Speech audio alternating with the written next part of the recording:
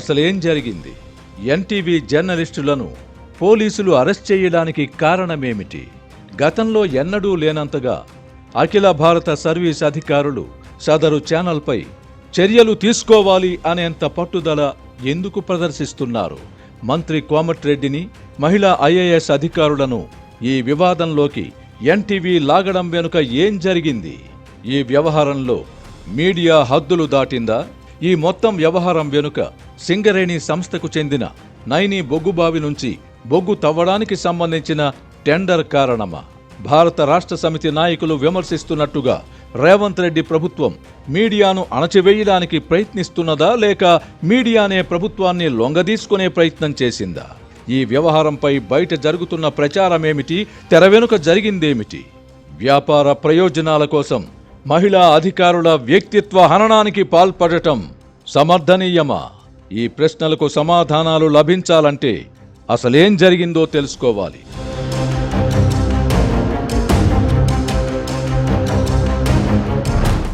ఎక్కడో ఒడిశాలోని నైని బొగ్గు బ్లాక్ కోసం టెండర్లు పిలవడమేమిటి? ఆ టెండర్ల ఖరారులో జాప్యం జరగడమేమిటి? ప్రతిగా ఎన్టీవీలో ఒక అనైతిక కథనం ప్రసారం అవ్వడమేమిటి? ఇందులో మంత్రి కోమటిరెడ్డి వెంకట్రెడ్డి పాత్రేమిటి? ఉప ముఖ్యమంత్రి భట్టి విక్రమార్క రంగంలోకి ఎలా వచ్చారు? ఈ వ్యవహారం గురించి తెలిసి కూడా ముఖ్యమంత్రి రేవంత్ రెడ్డి ఎందుకు మౌనంగా ఉండిపోవాల్సి వచ్చింది అని ప్రశ్నించుకుంటే మళ్లీ నైని బొగ్గు బ్లాక్ వ్యవహారమే మూల కారణమని స్పష్టమవుతోంది. ఈ బ్లాక్ నుంచి బొగ్గు తవ్వి తీసే కాంట్రాక్టు భారత రాష్ట్ర సమితి అధికారంలో ఉన్నప్పుడు కూడా వివాదాస్పదమయ్యింది. అప్పట్లో అదానిని ముందు పెట్టి ప్రతిమా శ్రీనివాస్కు చెందిన సంస్థకు ఈ కాంట్రాక్టు కట్టబెట్టాలని కేసీఆర్ ప్రభుత్వం యోచించింది. దీంతో అప్పట్లో ఎంపీగా ఉన్న కోమటిరెడ్డి వెంకట్రెడ్డి పోరాటం చేశారు. తన సోదరుడికి చెందిన సుసి హైటెక్ కంపెనీకి సదరు టెండర్లో పాల్గొనే అవకాశం ఇవ్వకపోవడంతో ఆయన రాష్ట్ర స్థాయి నుంచి ఢిల్లీ స్థాయి వరకు ఎంపీగా ఫిర్యాదులు చేశారు. దీంతో అప్పట్లో ఆ టెండరు ఖరారు చేయలేని పరిస్థితి ఏర్పడింది. ఇంతలో ఎన్నికలు రావడం, ప్రభుత్వం మారడం జరిగింది. ప్రతిమా శ్రీనివాస్ను దృష్టిలో పెట్టుకుని తయారు చేసిన టెండర్ను రద్దు చేయడం జరిగింది. ఇప్పుడు రేవంత్ రెడ్డి ప్రభుత్వంలో మళ్లీ నైని బ్లాక్ వ్యవహారం తెర మీదకొచ్చింది. ఇప్పుడు ఈ టెండర్పై ఉప ముఖ్యమంత్రి భట్టి విక్రమార్క, ఎన్టీవీ అధిపతి నరేంద్ర చౌదరి ఆసక్తి చూపుతున్నారని, తాము తెర మీదకు తెచ్చిన సంస్థకు టెండర్ దక్కేలా టెండర్ నిబంధనలు రూపొందించారని అధికారులు చెబుతున్నారు. టెండర్లో పాల్గొనే సంస్థలు సదరు బొగ్గు బ్లాక్ను సందర్శించాలన్న వింత నిబంధనను విధించారు. బొగ్గు బ్లాక్ను ఎవరైనా సందర్శించవచ్చు కదా, అదేమి నిబంధన? క్షేత్రస్థాయి పరిస్థితులు, ఓనర్ బర్డన్ ఎంత అనేది నిర్ణయించుకోకుండా ఏ కంపెనీ అయినా రేట్ ఎలా కోట్ చేస్తుంది? అయినా ఫీల్డ్ విజిట్ చేసి ఉండాలన్న నిబంధన విధించడం హాస్యాస్పదం కాదా? అస్మదీయులకు మాత్రమే టెండర్లో పాల్గొనే అవకాశం కల్పించడానికే ఇటువంటి సిల్లీ నిబంధన విధించారని చిన్న పిల్లల్ని అడిగినా చెబుతారు. వ్యవహారం ఇంత దూరం రావడానికి కూడా ఈ నిబంధనే కారణం. క్షేత్రస్థాయి సందర్శన ఏ కంపెనీ అయినా చేయవచ్చు కదా, ఇంత సింపుల్ నిబంధన పెట్టారేమిటి అనే సందేహం ఎవ్వరికైనా కలుగుతుంది. అయితే ఇందులోనే తిరకాసంతా ఉంది. కావలసిన కంపెనీ వారికి మాత్రమే ఫీల్డ్ విజిట్ సర్టిఫికేట్ను అధికారులు జారీ చేస్తారు. తస్మదీయ కంపెనీలకు సర్టిఫికేట్ జారీ చెయ్యరు. ఈ లొసుగును అడ్డు పెట్టుకుని కావాల్సిన కంపెనీకి నైని కోల్ బ్లాక్ను కేటాయించడానికి స్కెచ్ సిద్ధమయ్యింది. అనుకున్నవన్నీ అనుకున్నట్లు జరగవు కదా. ఈ దశలో మంత్రి కోమటిరెడ్డి వెంకట్రెడ్డి సోదరుడైన అనిల్ రెడ్డికి చెందిన సుసి హైటెక్ కంపెనీ రంగంలోకి దిగింది. మైనింగ్ తవ్వకాల్లో ఈ కంపెనీకి అనుభవం ఉంది. పలు ఇతర రాష్ట్రాలలో బొగ్గు తవ్వకాలు జరుపుతోంది. తెలంగాణ రాష్ట్రంలో ఈ ఒక్క కంపెనీకి టెండర్లో పాల్గొనే అర్హతలు ఉన్నాయి. అయితే ఫీల్డ్ విజిట్ సర్టిఫికేట్ జారీ చేయడంలో అధికారులు తాత్సారం చేయడంతో సింగరేణి ఎండీ కృష్ణ భాస్కర్కు ఆ కంపెనీ ఒక విజ్ఞాపన పత్రం అందజేసింది. దీంతో సుసి హైటెక్ కంపెనీకి కూడా ఫీల్డ్ విజిట్ సర్టిఫికేట్ జారీ చేయవలసిందిగా సదరు పత్రంపై సింగరేణి ఎండీ ఎండార్స్ చేశారు. ఎండీ ఆదేశాలు అమలైతే టెండర్లలో పోటీ ఏర్పడుతుంది. తామనుకున్న కంపెనీకి టెండర్ దక్కకపోవచ్చు అన్న ఉద్దేశంతో ఎన్టీవీని రంగంలోకి దించారు. ఈ వ్యవహారంలో ఎన్టీవీ ఎందుకు తలదూర్చింది అన్న సందేహం కలగడం సహజం. ఈ టెండర్ ద్వారా ఆర్థిక ప్రయోజనాలు పొందాలంటే పేరొందిన ఏదో ఒక కంపెనీ కావాలి. ఉప ముఖ్యమంత్రి భట్టి విక్రమార్క కుటుంబ సభ్యులకు మైనింగ్లో అనుభవం లేదు. ఎన్టీవీ అధిపతి నరేంద్ర చౌదరి అల్లుడికి కూడా అనుభవం లేదు. దీంతో మేఘా ఇంజనీరింగ్ కంపెనీని రంగంలోకి దించారు. మైనింగ్లో అనుభవం లేని మేఘా ఇంజనీరింగ్ కోసమే ఫీల్డ్ విజిట్ అనే నిబంధనను పెట్టారని అధికారులు చెబుతున్నారు. ఎన్టీవీ యజమాని చౌదరి అల్లుడికి చెందిన వెన్సర్ కంపెనీకి కూడా అర్హత లేనందున మేఘా వెన్సర్లను కలిపి జాయింట్ వెంచర్గా ఏర్పాటు చేశారు. ఈ దశలో మంత్రి కోమటిరెడ్డి వెంకటరెడ్డి రంగప్రవేశం చేశారు. తన సోదరుడికి చెందిన సుసి హైటెక్ కంపెనీకి ఫీల్డ్ విజిట్ సర్టిఫికేట్ జారీ చేయవలసిందేనని ఆయన పట్టుబట్టారు. సుసి హైటెక్ కంపెనీకి సర్టిఫికేట్ జారీ అయితే పోటీ ఏర్పడుతుంది. తమ స్కెచ్ అమలు కాదని భావించి ఒక అనైతిక కథనం వండి వార్చారు. మంత్రి కోమటిరెడ్డి వెంకటరెడ్డి సోదరుడి కంపెనీని పోటీ నుంచి తప్పించడానికి చేసిన ఈ ప్రయత్నాలు ఫలించలేదు. కేసీఆర్ ప్రభుత్వం ఉన్నప్పుడు ఇదే బొగ్గు బ్లాక్ కోసం ప్రధానమంత్రిని సైతం కలిసి టెండర్లు రద్దు చేయించిన అనుభవం ఉన్న వెంకటరెడ్డి ఇప్పుడు కూడా సదరు బొగ్గు బ్లాక్ కోసం పట్టుబడుతున్నారు.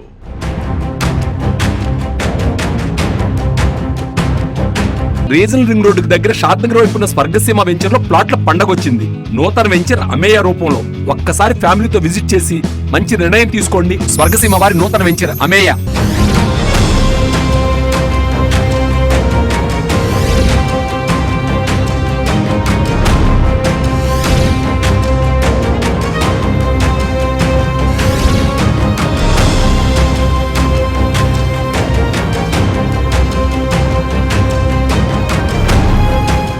వివాదం ముదిరి ముఖ్యమంత్రి రేవంత్ రెడ్డి వద్దకు చేరింది. ఇదంతా కొంపముంచే వ్యవహారంలా ఉందని భావించిన ముఖ్యమంత్రి సదరు టెండర్ను ఖరారు చేయకుండా వాయిదా వేయించారు. ఆ వెంటనే నల్గొండ జిల్లాకు చెందిన ఒక మంత్రి రాసలీలలు అని ఎన్టీవీలో కథనం ప్రసారమయ్యింది. దీంతో మంటలంటుకున్నాయి. రాజకీయం, వ్యాపారం, జర్నలిజం అన్నీ కలగా పులగమయ్యాయి. ఒక బొగ్గు బ్లాక్ను దక్కించుకోవడానికి ఇంతమంది పోటీ పడడమేమిటి అన్న అనుమానం ఏర్పడడం సహజం. 25 సంవత్సరాల పాటు అమలులో ఉండే ఈ కాంట్రాక్టు లభిస్తే పంట పండినట్టేనని మైనింగ్ రంగంలో అనుభవం ఉన్నవారు చెబుతున్నారు. ఈ కారణంగానే మైనింగ్లో తలపండిన కంపెనీలకు కూడా ఫీల్డ్ విజిట్ సర్టిఫికేట్ జారీ చేయకుండా కట్టడి చేశారు. నెల్లూరు ఎంపీ వేమిరెడ్డి ప్రభాకర్ రెడ్డికి చెందిన కంపెనీకి మైనింగ్లో అపారమైన అనుభవం ఉంది. అయినా ఆయన కంపెనీకి కూడా ఫీల్డ్ విజిట్ సర్టిఫికేట్ దక్కలేదు. మంత్రి వెంకటరెడ్డి సోదరుడి కంపెనీది అదే పరిస్థితి. ఇక్కడ మరో విషయం చెప్పుకోవాలి. ఉమ్మడి రాష్ట్రంలోనూ తెలంగాణ ఏర్పడిన తరువాత కూడా సింగరేణి సంస్థ ముఖ్యమంత్రి దగ్గరే ఉండింది. ఇప్పుడు మాత్రం సింగరేణి సంస్థ ముఖ్యమంత్రి వద్ద కాకుండా ఉప ముఖ్యమంత్రి భట్టి విక్రమార్క వద్ద ఉంది. దీంతో సదరు సంస్థలకు ఫీల్డ్ విజిట్ సర్టిఫికేట్లు జారీ కాకుండా అధికారులను భట్టి విక్రమార్క కట్టడి చేస్తున్నారన్న భావం పోటీదారుల్లో ఏర్పడింది. ఈ పరిణామం భట్టి విక్రమార్క, కోమటిరెడ్డి వెంకటరెడ్డి మధ్య విభేదాలకు కారణమయ్యింది. వెంకటరెడ్డి సోదరుడి కంపెనీని పోటీ నుంచి తప్పించడానికి చేసిన ప్రయత్నాలు ఫలించకపోవడంతో వివాదం ముదిరింది. వెంకటరెడ్డి వల్ల తమ లక్ష్యం దెబ్బతింటున్నదని భావించిన ఎన్టీవీ యాజమాన్యం రంగంలోకి దిగింది. ఫలితమే మంత్రి రాసలీలలు అనే కథనం. ఈ కథనం ప్రసారమైన తరువాత పరిస్థితి ఒక్కసారిగా మారిపోయింది. నల్గొండ జిల్లా కలెక్టర్లుగా పనిచేసిన 2 మహిళా ఐఏఎస్ అధికారులను ఇందులోకి లాగడంతో అఖిల భారత సర్వీస్ అధికారులు భగ్గుమన్నారు. మంత్రి కోమటిరెడ్డి వెంకటరెడ్డిని దృష్టిలో పెట్టుకుని రాసలీలలు అనే కథనం ప్రసారం చేయడం కూడా వికటించింది. వెంకటరెడ్డి అటువంటి వారు కాదు అన్న అభిప్రాయం బలంగా ఉండడంతో ఈ కథనంపై ప్రజల్లో కూడా తీవ్ర వ్యతిరేకత వ్యక్తమయ్యింది. కుమారుడి మరణం తర్వాత రాజకీయాల్లో ఉంటూనే వెంకటరెడ్డి సేవా కార్యక్రమాలు చేస్తున్నారు. మహిళలతో ఆయన అనుచితంగా ప్రవర్తించిన దాఖలాలు కూడా లేవు. అదే సమయంలో ఎన్టీవీలో ప్రస్తావించిన మహిళా ఐఏఎస్ అధికారులకు కూడా మంచి పేరుంది. ఈ కథనం ప్రసారమైన తర్వాత సదరు అధికారులు తమ అసోసియేషన్కు ఫిర్యాదు చేశారు. మానసికంగా కుంగిపోయారు. ఆ 2 ఒక అధికారిని ఆత్మహత్యాయత్నం కూడా చేశారు. నిద్రమాత్రలు మింగి ఆత్మహత్య చేసుకునే ప్రయత్నం చేశారు. ఈ పరిణామంతో అఖిల భారత సర్వీస్ అధికారులంతా ఒక్క తాటిపైకొచ్చారు. ఐఏఎస్ అధికారులతో ఐపీఎస్ అధికారులు కూడా చేతులు కలిపారు. ఆ వెంటనే సదరు కథనాన్ని ప్రసారం చేసిన ఛానల్పై చర్యలు తీసుకోవాలని లిఖితపూర్వకంగా అసోసియేషన్ తరపున ఫిర్యాదు చేశారు. పరిస్థితి చేయి దాటిపోతోందని గ్రహించిన ఉప ముఖ్యమంత్రి Bhatti Vikramarka senior IAS, IPS అధికారులతో సమావేశం ఏర్పాటు చేసి శాంతించవలసిందిగా కోరారు. వివాదం ముదరకుండా ముగింపు పలకాలని అభ్యర్థించారు. అయితే అధికారులు ఇందుకు తిరస్కరించారు. అధికారుల అవినీతిపై కథనాలు ప్రసారం చేస్తే సహించగలం గాని మహిళా అధికారుల వ్యక్తిత్వ హననానికి పాల్పడితే సహించేది లేదని తేల్చి చెప్పారు. దీంతో భట్టి విక్రమార్క నిస్సహాయంగా ఉండిపోయారు. సదరు సమావేశానికి హాజరైన అధికారులు అంతటితో ఆగకుండా ఎన్టీవీ కథనంపై సిట్ ఏర్పాటు చేయాలని నిర్ణయించుకున్నారు. నిజానికి సిట్ ఏర్పాటులో ముఖ్యమంత్రి రేవంత్ రెడ్డికి కూడా ప్రమేయం లేదు. అధికారుల స్థాయిలోనే ఈ నిర్ణయం తీసుకున్నారు. ఇదొక అసాధారణ పరిణామం. అధికారుల మనోభావాలు ఏ స్థాయిలో దెబ్బతిన్నాయో దీన్ని బట్టి అర్థం చేసుకోవచ్చు. పత్రికా స్వేచ్ఛ పేరిట మీడియా హద్దులు దాటితే ఏమి జరుగుతుంది అనడానికి ఇదొక ఉదాహరణ.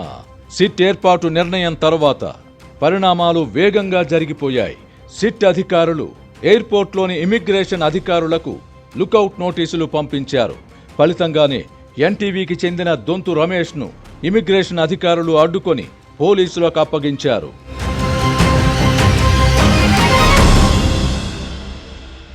షాద్నగర్ వైపున త్రిపులారికి దగ్గరగా మద్యపానం, ధూమపాన రహితమైన రిసార్ట్ ఫెసిలిటీతో ఫ్యామిలీని వెల్కమ్ చేస్తున్నాం. ఒక్కసారి వచ్చి మంచి నిర్ణయం తీసుకోండి. స్వర్గసీమ వారి నూతన వెంచర్ అమేయ.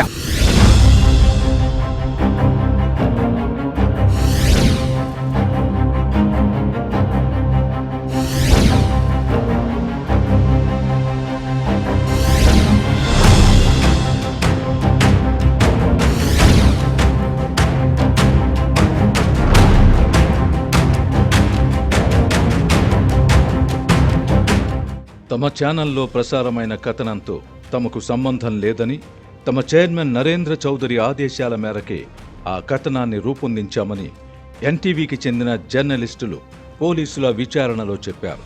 దీంతో సిట్ అధికారుల తదుపరి చర్యలపై పలు ఊహాగానాలు ప్రచారంలోకొచ్చాయి. న్యాయంగా అయితే ఈ వ్యవహారంలో జర్నలిస్టులను అరెస్ట్ చేయడం సమర్థనీయం కాదు. చైర్మన్ ఆదేశాల మేరకే సదరు కథనాన్ని ప్రసారం చేశామని జర్నలిస్టులు చెప్పినందున చర్యలంటూ తీసుకుంటే చైర్మన్పై తీసుకోవాలి. ఈ విషయమై జర్నలిస్టు నాయకులు వ్యక్తం చేస్తున్న అభిప్రాయాలు సమర్థనీయమే. విచిత్రమేమిటంటే తాము అధికారంలో ఉన్నప్పుడు గిట్టని మీడియా సంస్థలను, అందులో పనిచేసే జర్నలిస్టులను వేధించిన KCR and co, Jagan and co NTV ఎన్టీవీ తరపున వకాల్తా పుచ్చుకుంటున్నారు. ఎన్టీవీ విషయంలో జరగరానిదేదో జరిగిపోయినట్టుగా కేసీఆర్ సొంత పత్రికలో పేజీల కొద్దీ కథనాలు వండి వార్చారు. ఇదే కేసీఆర్ తాను అధికారంలో ఉన్నప్పుడు ఆంధ్రజ్యోతి పత్రికకు ప్రకటనలివ్వకుండా వేధించిన విషయం తెలిసిందే. ఏబిఎన్ ప్రసారాలను తెలంగాణలో అకారణంగా నిలిపివేయించారు. ప్రభుత్వానికి వ్యతిరేకంగా వార్తలు రాసే పత్రికల్లో పనిచేసే జర్నలిస్టులకు ఇళ్ల స్థలాలు కూడా ఇవ్వబోమని ప్రకటించిన తెంపరితనం కేసీఆర్ సొంతం. అలాంటి కేసీఆర్ అండ్ కో ఇప్పుడు దెయ్యాలు వేదాలను వల్లిస్తున్నట్లుగా ఎన్టీవీ విషయంలో ప్రకటనలు చేస్తున్నారు. జగన్ రెడ్డి విషయంలో ఎంత తక్కువ చెప్పుకుంటే అంత మంచిది. జర్నలిస్టులు, మీడియా సంస్థల అధిపతులపై ఏకంగా రాజద్రోహం కేసులు పెట్టిన ఘనత ఆయన సొంతం.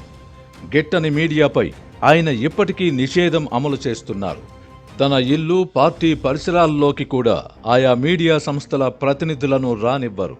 తమాషా ఏమిటంటే చెడును సమర్థించడంలో కేసీఆర్, జగన్లది ఒకే మాట, ఒకే బాటగా ఉంటుంది.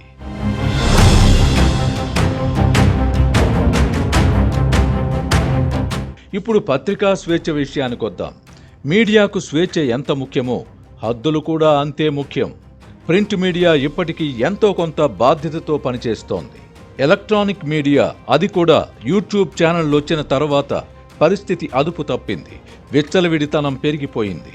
ప్రజల్లో కూడా ఈ ధోరణిపై ఏహ్యభావం ఏర్పడింది. ఈ కారణంగానే ఎన్టీవీ విషయంలో పోలీసుల చర్యపై వ్యతిరేకత ఏర్పడకపోగా మంత్రి కోమటిరెడ్డి వెంకటరెడ్డికి సదరు కథనంలోకి లాగబడిన మహిళా అధికారులపైన సానుభూతి ఏర్పడింది. వారికి వివిధ వర్గాల నుంచి మద్దతు లభించింది. రోడ్డు ప్రమాదంలో కుమారుడి మరణంతో సగం చచ్చిపోయానని, ఇప్పుడు ఈ కథనంతో మిగతా సగం కూడా చచ్చిపోయానని వెంకటరెడ్డి చేసిన వ్యాఖ్యలతో ఆయనపై సానుభూతి అమాంతంగా పెరిగిపోయింది. ఎన్టీవీలో ప్రసారమైన కథనం జర్నలిజం ప్రమాణాలకు పూర్తి విరుద్ధం. ఇలాంటి కథనాన్ని ప్రసారం చేయడానికి ఆ సంస్థలో పనిచేస్తున్న సీనియర్ జర్నలిస్టులు ఎలా అనుమతించారో తెలియదు. యాజమాన్యం చెప్పినంత మాత్రాన్న ఏది పడితే అది ఎలా ప్రసారం చేస్తారు, ఎలా ప్రచురిస్తారు? ఇది ఆత్మవంచనే అవుతుంది. అనుచిత కథనాలను ప్రసారం చెయ్యాలని లేదా ప్రచురించాలని యాజమాన్యం కోరినప్పటికీ వద్దని వారించాల్సిన బాధ్యత జర్నలిస్టులపై ఉంటుందని, ఉండాలని మేం నమ్ముతున్నాం. మా సంస్థలలో ఈ సూత్రాన్ని పాటిస్తున్నాం. ఏదైనా అంశంపై భేదాభిప్రాయాలు తలెత్తినప్పుడు మెజారిటీ అభిప్రాయం ప్రకారం నిర్ణయం తీసుకుంటాం. అంతెందుకు, నేను ప్రతివారం రాసే వీకెండ్ కామెంట్ను, కొత్త పలుకును కూడా తప్పొప్పుల పరిశీలన కోసం 5-6 సీనియర్లకు పంపుతాను. నా దృష్టిలో ఒప్పు అనుకున్నది ఇతరుల దృష్టిలో తప్పు కావచ్చును. అందుకే సీనియర్ల పరిశీలనకు పంపుతాను. ఎన్టీవీ విషయంలో అసలేం జరిగిందో ఇప్పుడు స్పష్టమైంది. కనుక ప్రభుత్వం తరపున తదుపరి చర్యలు ఎలా ఉండబోతున్నాయో వేచి చూడాలి.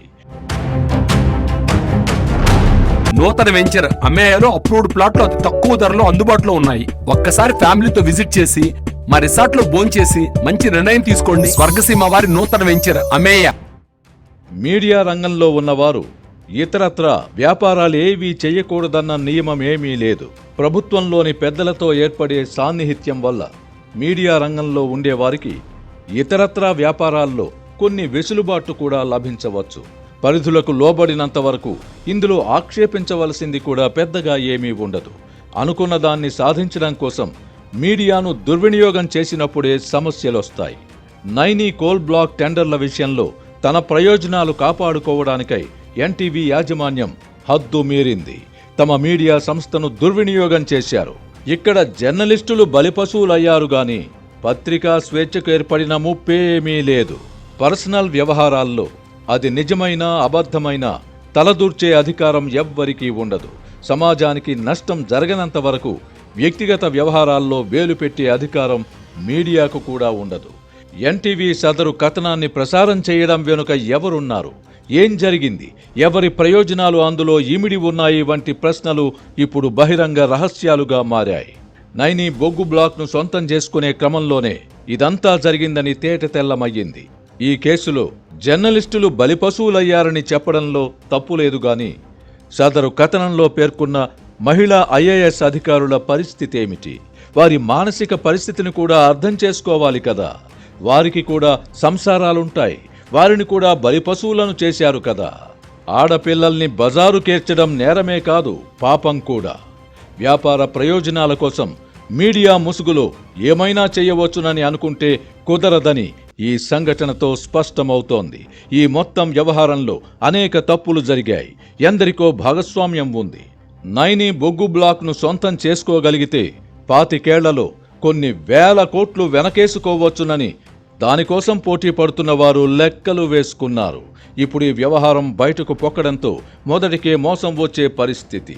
ఒక మీడియా సంస్థ మితిమీరిన అహంభావంతో ప్రసారం చేసిన కథనంతో డామిట్ కథ అడ్డం తిరిగిందని లబోదిబోమనే పరిస్థితి.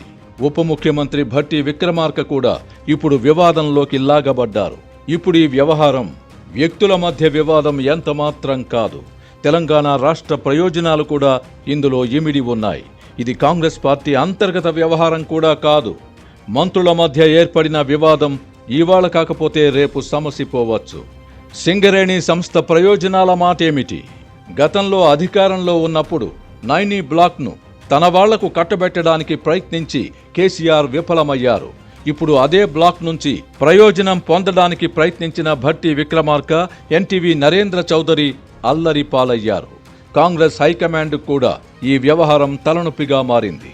ఈ నేపథ్యంలో ముఖ్యమంత్రి రేవంత్ రెడ్డి ఏ నిర్ణయం తీసుకుంటారో వేచి చూడాలి.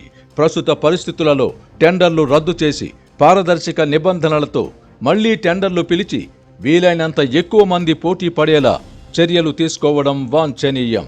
బాధ్యత గల ఏ ప్రభుత్వమైనా ఇలాగే చేస్తుంది. తెలుగునాట మీడియా విశ్వసనీయత దెబ్బతింటున్న నేపథ్యంలో చోటు చేసుకున్న ఈ ఉదంతంతో మీడియాపై ప్రజల్లో మరింత చులకన భావం ఏర్పడుతుంది. ఇప్పటికైనా రాజకీయ నాయకులు, మీడియా సంస్థలు తమ హద్దుల్లో ఉంటే మంచిది. అధికారం ఉంది కదా అని ఏమైనా చేయవచ్చునని రాజకీయ నాయకులు పత్రికా స్వేచ్ఛ పేరిట ఏమైనా చేయవచ్చునని మీడియా సంస్థలు భావించినా కుదరదని ఈ ఉదంతంతో స్పష్టమవుతోంది. తస్మాత్ జాగ్రత్త. పొరపాటు చేశామని అంగీకరించి ఎన్టీవీ యాజమాన్యం బేషరతుగా క్షమాపణలు చెప్పి ఉండాల్సింది. అలా చెయ్యకపోగా సత్యం చెబితే కేసులు పెడతారా అని హోంకరించడం ఆత్మవంచనే అవుతుంది. ఆత్మస్తుతి, పరనింద పరిస్థితి ఎల్లకాలం ఉండదు. చేతిలో మీడియా ఉందని అమాయకులైన ఆడవాళ్లకు మరక అంటించే ప్రయత్నం చేస్తే ప్రభుత్వంలో కీలక భూమిక పోషించే అధికారులు చేతులు ముడుచుకొని ఉంటారా? తప్పు చేసిన వాళ్ళు ఎవరైనా పర్యవసానాలకు సిద్ధం కావాల్సిందే. మినహాయింపులు ఉండవు. ఈ మొత్తం వ్యవహారం అన్ని మీడియా సంస్థలకు ఒక హెచ్చరికని చెప్పడంలో తప్పు లేదు.